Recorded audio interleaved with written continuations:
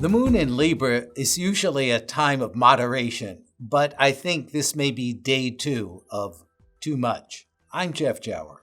And for Planet Pulse on this Friday, November 29th, I'm Rick Levine, and I am just noting that we are coming off of quite a series of Jupiterian, expansive, overindulgent astrological aspects that corresponded with the calendar date of Thanksgiving here in this country. And so I think this is part of the overindulgence.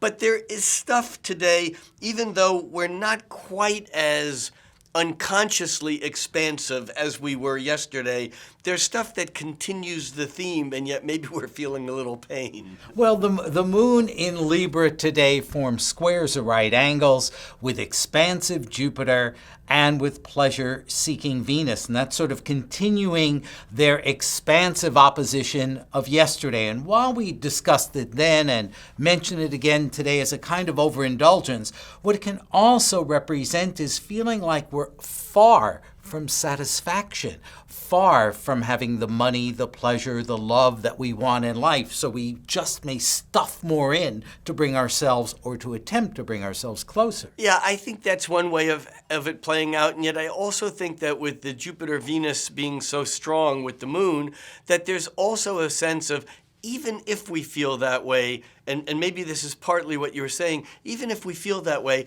there's a sense of overcoming that feeling of something that we don't have by overcompensating, by faking it until we make it. I'm gonna be happy. I'm gonna have more. The party aspect, yes. The indulgence becomes more of a shallow cover of what I feel like I'm missing rather than what it is I have.